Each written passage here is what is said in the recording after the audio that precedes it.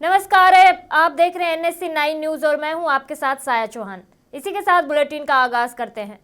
धर्मनगरी उज्जैन में महाशिवरात्रि का पर्व अद्भुत उल्लास के साथ मनाया जा रहा है। विश्व प्रसिद्ध ज्योतिर्लिंग बाबा महाकाल के दरबार में आज आस्था का सैलाब उमड़ रहा है। परंपरा के अनुसार भगवान महाकाल का दिव्य श्रृंगार किया गया, जिसमें उन्हें दूल्हे की तरह सजाया गया। भोर में वे विशेष भस्म आरती के बाद से ही भव्य पूजन का दौर जारी है। देश के कोने कोने से लाखों भक्त बाबा के दर्शन के लिए उज्जैन पहुंच रहे हैं।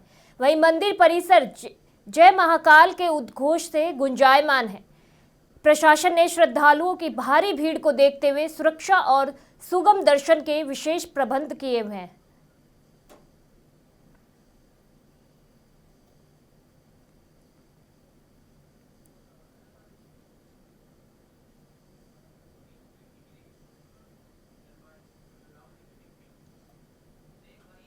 महाशिवरात्रि की पूर्व संध्या पर श्री काशी विश्वनाथ धाम भव्य रोशनी और आकर्षक सजावट से सजा धजा दिखा।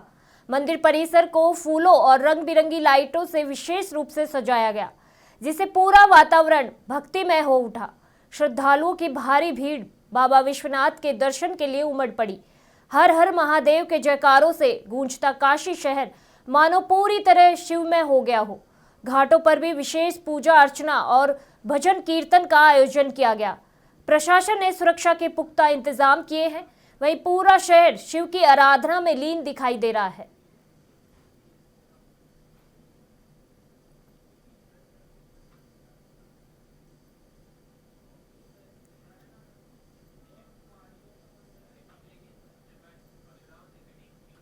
महाशिवरात्रि के पावन अवसर पर सुबह से ही शिवालयों में भक्तों का तांता लगा हुआ है। टोंक फाटक स्थित बरकत नगर के शिवालय में आज महादेव की भव्य महापूजा आयोजित की गई। श्रद्धालुओं ने विधि विधान से पूजा अर्चना कर सुख समृद्धि की कामना की। इस अवसर पर महिलाओं ने पारंपरिक वेशभूषा में कलश यात्रा निकाली, जिसमें भक्ति भाव का अनूठा दृश्य देखने को मिला। महिला मोर्चा की अध्यक्ष बीना शर्मा ने भी महादेव की बारात यात्रा में शामिल रहीं। वहीं भगवान शिव के जयकारों के साथ महिलाओं ने यात्रा का शुभारंभ किया और पूरा क्षेत्र भक्तिमय माहौल से गूंज उठा।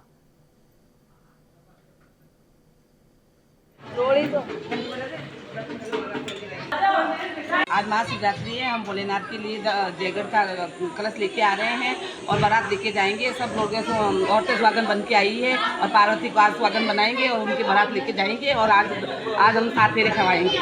आज बड़ा ही पावन दिन है। आज भोलेनाथ की शादी की सालगिरह है, जो हम धूमधाम से मना रहे हैं और उनके लिए जयगढ़ लेके जा रही सारी महिलाएं और हिंदुत्व की पालना करा दे रहा है। जय हिंद। क्या हर बार हर महाशिवरात्रि को ये इस तरह की कलश यात्राएं निकाली जाती है?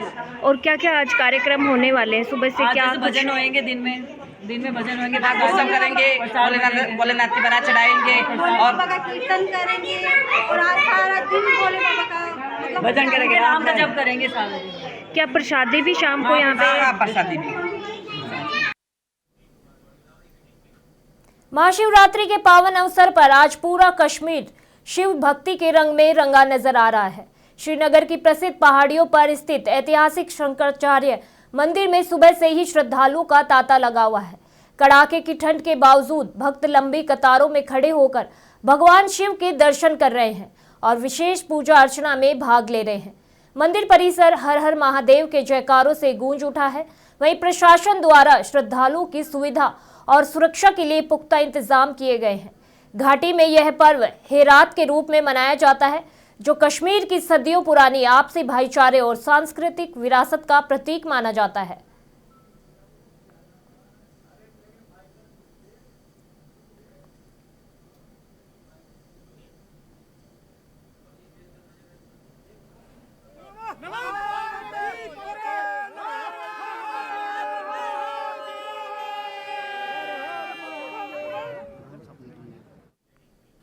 जम्मू कश्मीर के किश्तवाड़ में महाशिवरात्रि के पावन पर्व को देखते हुए सुरक्षा के कड़े इंतजाम किए गए हैं। पूरे जिले में सुरक्षा बलों को हाई अलर्ट पर रखा गया है। वहीं शांति और सार्वजनिक व्यवस्था बनाए रखने के लिए भारतीय सेना और स्पेशल ऑपरेशन ग्रुप SOG के जवानों ने मोर्चा संभाल रखा है। संवेदनशील इलाकों में विशेषकर चतरू के घने जंगलों में तैनाती बढ़ा दी गई है। किसी भी अप्रिय घटना को रोकने के लिए सुरक्षा बल लगातार सर्च ऑपरेशन चला रहे हैं। वहीं प्रशासन का लक्ष्य श्रद्धालुओं की सुरक्षा सुनिश्चित करना और त्योहार के उत्साह को सुरक्षित माहौल देना है।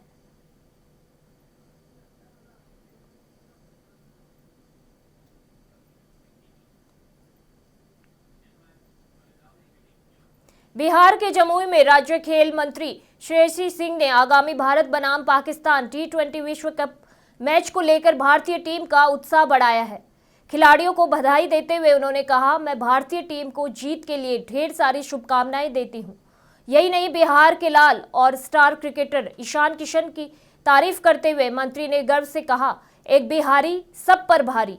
श्रेयसी सिंह ने विश्वास जताया कि ईशान अपनी प्रतिभा से प्रदेश का मान बढ़ाएंगे।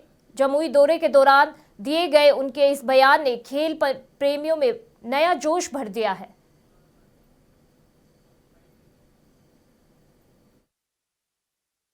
मैं भारतीय दल को ढेर सारी शुभकामनाएं देती हूं और उत्कृष्ट प्रदर्शन ये उम्मीद रखती हूं कि बेहतरीन प्रदर्शन करके वे वापस लौटें। हाँ, एक बिहारी सब पे भारी। जेल से बाहर आने के बाद अभिनेता राजपाल यादव ने अभिनेता सलमान खान का आभार जताया है। मीडिया से बातचीत में राजपाल ने कहा, सलमान भाई मेरे लिए बड़े भाई जैसे हैं। हमारी इंडस्ट्री में उनके जैसे लोग बहुत कम हैं। वे हमेशा दूसरों की हेल्प करते हैं। उन्होंने बताया कि मुश्किल समय में सलमान का समर्थन उनके लिए हौसला बना है। राजपाल ने भावुक होते हुए कहा कि सच्चे रिश्ते कठिन दौर में ही पहचाने जाते हैं। उन्होंने कहा कि बाहर आकर मैं बहुत रिलैक्स फील कर रहा हूं। साथ ही सलमान भाई के अच्छे भविष्य की कामना करता हूं। अब वे नए सिरे से काम शुरू करने और दर्शकों का मनोरंजन करने के लिए तैयारी में हैं। बेल मिला है, क्या कहना चाहेंगे? फिल्मी दुनिया के लिए कितनी खुशी की बात कह सकता हूँ। सलमान भाई बड़े भाई की तरह हैं और सलमान भाई का आज घर में उनके साथ बैठ के अंदर से बहुत खुशी महसूस होती है। सलमान भाई जैसे इंसान अपनी इंडस्ट्री में बहुत कम है, तो हमेशा लोगों के लिए हमेशा मदद चलते रहते हैं और हमने तो 20 साल से लगातार सलमान भाई के साथ 10-12 फिल्में की हैं और उनके जैसे इंसान अपनी इंडस्ट्री में कम है। कैसा महसूस करते हैं? 3-4 दिनों से टेंशन था और अभी थोड़ा सा रिलैक्स मिला है। मैं रिलीफ महसूस कर रहा हूँ और उनके अच्छे फ्यूचर के लिए कामना करता हूँ। Thank you sir. दिल्ली की हवा एक बार फिर खतरनाक स्तर पर पहुंच गई है। राजधानी में AQI 400 के पार दर्ज किया गया, जिससे हालात बेहद गंभीर बने हुए हैं। उत्तर प्रदेश के मुख्यमंत्री योगी आदित्यनाथ ने कहा कि दिल्ली में दम घुटता है, आंखों में जलन महसूस होती है और सांस लेने में दिक्कत होती है। ऐसा लगता है जैसे गैस के चैम्बर में हूं। डॉक्टर को कहना पड़ता है कि घर से बाहर मत निकलिए। बढ़ते प्रदूषण को लेकर सियासी बयानबाजी भी तेज हो गई है। अब सवाल उठ रहे हैं कि राजधानी की डबल इंजन सरकार इस गंभीर स्थिति से निपटने के लिए क्या ठोस कदम उठाएगी।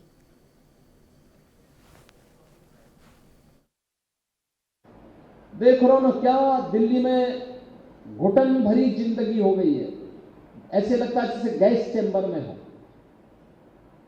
एयर क्वालिटी इंडेक्स में 400 से ऊपर, दम घुटता है, आंखों में जलन होती है, सांस लेने में दिक्कत होती है। डॉक्टर को बुजुर्गों के लिए, बीमारों के लिए, बच्चों के लिए कहना पड़ता है कि आप घर से बाहर मत निकलिए। इतनी खराब स्थिति होती है।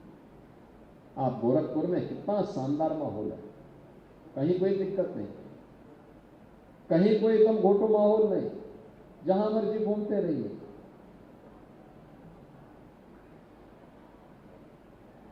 क्योंकि पर्यावरण को आप बचाएंगे तो पर्यावरण आपको बचाएगा। धरती माता के प्रति आप अपने उत्तरदायित्व का निर्वहन करेंगे तो धरती माता भी उसी प्रकार का आशीर्वाद देकर के आपको फलने फूलने के लिए एक नया।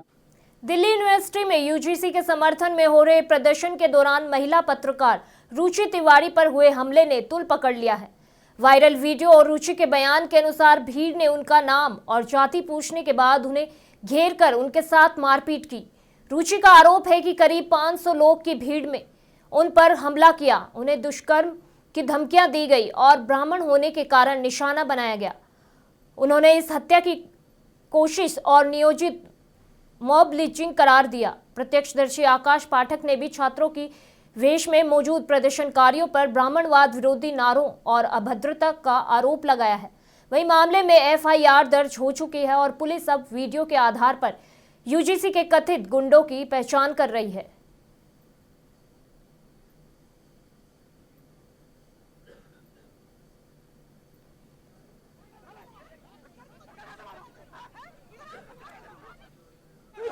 हर एक की फीड पे मेरी कल की वीडियो पहुंच चुकी होगी, सबने देखी होगी, बारीकी से देखी होगी कि क्या हुआ कल मेरे साथ। फिर भी मैं आज अच्छे से एक्सप्लेन करके ब्रीफ में बताऊंगी कि मेरे साथ कल क्या हुआ और क्या करने की कोशिश की गई। मैं एक आम जर्नलिस्ट हूँ, डिजिटल यूट्यूब चैनल है मेरा। मैं अपना काम करने निकली थी, मैं प्रोटेस्ट कवर करने निकली थी। हर जगह कवरेज के लिए जाती हूँ, प्रोटेस्ट कवर करने आई। मैं यहाँ पे अभी मैंने निकाला भी नहीं था कुछ माइक वगैरह। एक पीछे से मीडिया वाला अपना बाइट ले रहा था, उसने मेरे को पीछे से इंस्टिगेट करने की कोशिश की, मेरा नाम बार बार लिया, क्योंकि 2 दिन पहले जंतर मंतर पे जो प्रोटेस्ट हुआ था वहां से मेरी एक वीडियो वायरल थी, तो वहां से वो मेरा नाम जानता था कहीं ना कहीं।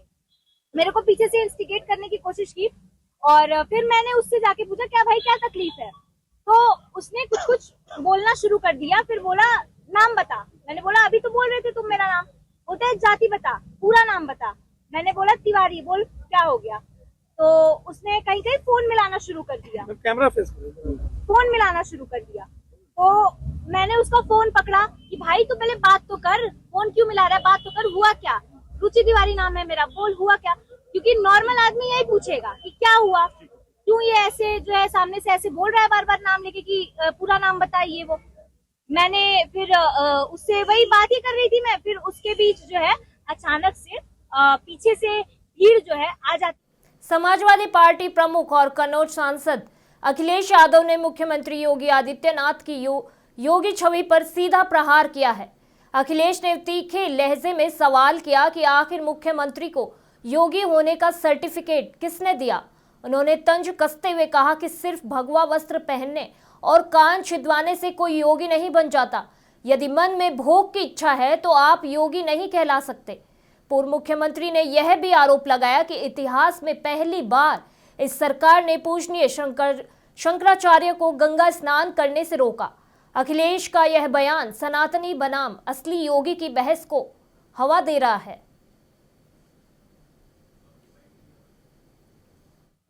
और शंकराचार्य अच्छा याद दिलाया।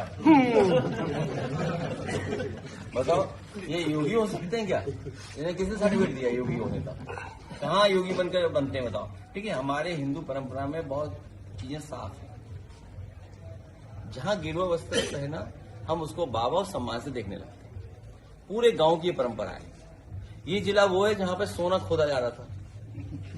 याद कीजिए ना, क्योंकि हम इतना भरोसा करते हैं अपने लोगों पे। किसी ने कह दिया कि सोना है तो हमने सोना सोच लिया सोना है, तो कितने दिन हम सोना खोदते रहे सोचो आप। तो हमारा जो समाज है इन वस्त्रों का सम्मान करता है, लेकिन योगी हमारे जो मुख्यमंत्री हैं उन्हें कोई सम्मान नहीं। गीता गुरु नानक जी जो उन्होंने कहा है, वस्त्र पहनने से आप योगी नहीं होते हैं, कान छिदवाने से आप योगी नहीं होते हैं, और अगर आपके अंदर डिजायर है तो आप योगी नहीं हो सकते हैं। तो जो गीता के उल्टा चलता हो उसको आप सनातनी मानोगे क्या? जो गीता से उल्टा चलता हो वो सनातनी नहीं हो सकता।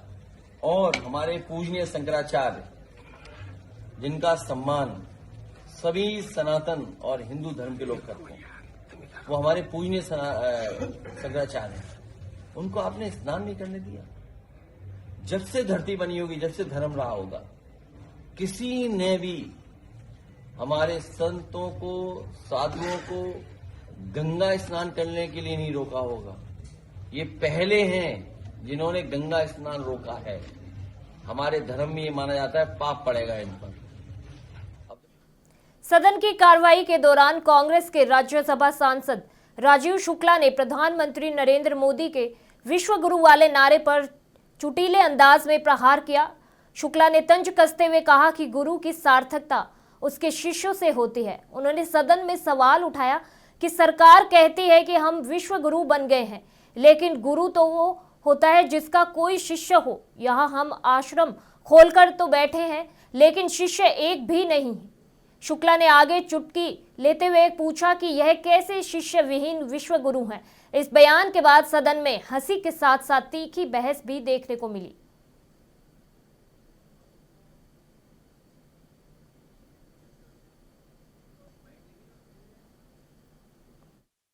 आज हम विश्व गुरु हैं। गुरु वो होता है जिसके शिष्य होते हैं। यहां हम आश्रम खोल के बैठे, एक भी शिष्य नहीं है, शिष्य एक भी नहीं है, गुरु आश्रम खोल के बैठे हुए हैं। अभी जो यार नीरज प्लीज चुप रहो, कुछ नहीं करेंगे तुम्हारा, शांत रहो हैं। तो ये जो है आप बताओ, जब युद्ध हुआ किसी एक देश ने, छोटे मोटे देश ने हमारे सपोर्ट में बयान दिया? पाकिस्तान के सपोर्ट में चीन खड़ा है, अमेरिका उसके जनरल को बुला के लंच करा रहा है, और टर्की जो है ड्रोन दे रही है, सऊदी अरबिया डिफेंस डील कर रहा है, अजरबैजान उनके साथ। हमारे साथ कौन है? एक आदमी नहीं, ना पड़ोसी न कोई। तो ये कौन से गुरु की बात हो रही है? जो शिष्य विहीन गुरु कौन है ऐसा जिसका शिष्य नहीं, चेले ही नहीं, गुरु है? उत्तर प्रदेश की राजनीति में पीडीए को लेकर जुबानी जंग तेज हो गई है। योगी सरकार के मंत्री ओम प्रकाश राजभर ने समाजवादी पार्टी पर तंज कसते हुए कहा कि समाजवादी पार्टी खुद अपने फॉर्मूले को लेकर भ्रमित है। राजभर ने चुटकी लेते हुए कहा कि आप लोग पीडीए का कोई एक स्थिर फॉर्मूला नहीं बनाते। कभी पी से पंडित तो कभी पिछड़ा, तो डी से कभी दलित तो कभी डिंपल, और ए से कभी अड़गा तो कभी अल्पसंख्यक बताने लगते हो। उन्होंने नसीहत दी कि समाजवादी पार्टी पहले एक परिभाषा तय पर टिके, तभी जनता उन्हें गंभीरता से लेगी। राजभर का यह बयान सोशल मीडिया पर खूब वायरल हो रहा है।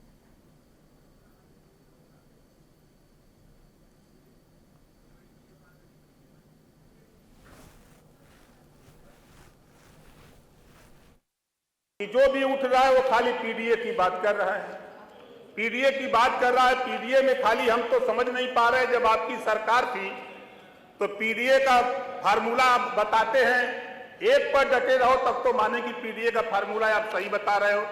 कभी पी से पंडित बताते हो, कभी पी से पिछड़ा बताते हो, कभी डी से दलित बताते हो, कभी डी से डिंपल बताते हो, कभी ए से अगड़ा बताते हो, कभी ए से अल्पसंख्यक बताते हो। पहले एक जगह तो अडिगो की पिछड़ा में है कौन?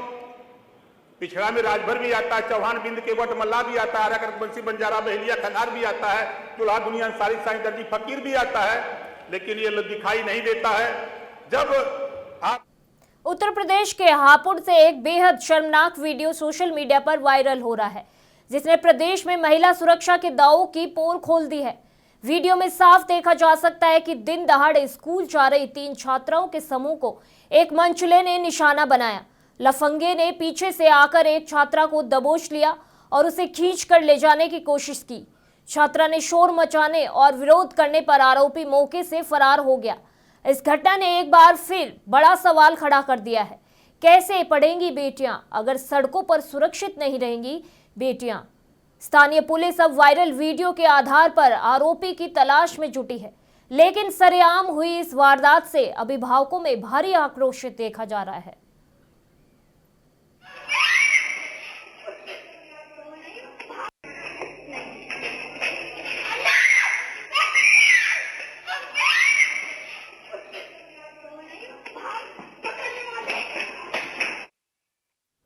नोएडा के सेक्टर 39 में वैलेंटाइन डे के दिन एक दिल दहला देने वाली घटना सामने आई है।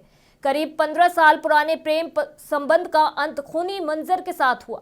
दिल्ली निवासी 32 वर्षीय सुमित और नोएडा की 26 वर्षीय रेखा का शव एक कार के अंदर खून से लथपथ मिला। प्रारंभिक जांच के अनुसार अलग जाति होने के कारण दोनों के परिवार शादी के लिए तैयार नहीं थे। हाल ही में रेखा की शादी कहीं और तय होने से सुमित नाराज था। वहीं पुलिस का मानना है कि इसी गुस्से में सुमित ने पहले रेखा को गोली मारी और फिर खुद को उड़ा लिया। पुलिस अब अवैध हथियार के स्रोत और मामले की अन्य पहलुओं की जांच कर रही है।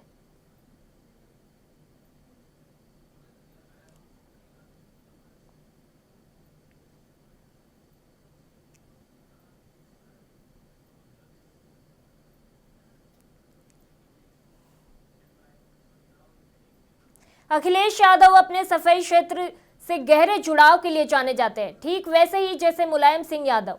सड़क से गुजरते समय नगला केरी गांव में एक शादी के दावत देख उनका मन मट्ठा के आलू खाने का हुआ और उन्होंने गाड़ी रुकवा दी। मुस्कुराते हुए बोले, निमंत्रण नहीं पहुंचा तो क्या हुआ, यहाँ सब अपने हैं। पीले कुर्ते में खड़े राजीव और कुलदीप उनके पुराने क्रिकेट साथी निकले। राजीव की ही शादी थी। अचानक पहुंचे अखिलेश को देख दोनों भावुक हो उठे और कार्यक्रम में शामिल होकर उन्होंने परिवार की खुशियां दुगनी कर दी। साथ ही उन्होंने बीजेपी को यहां पर भी नहीं छोड़ा और तंज कसते हुए कहा कि यहां सामने देखकर फोटो खिंचवाएं, बीजेपी से बड़ा कैमरा है।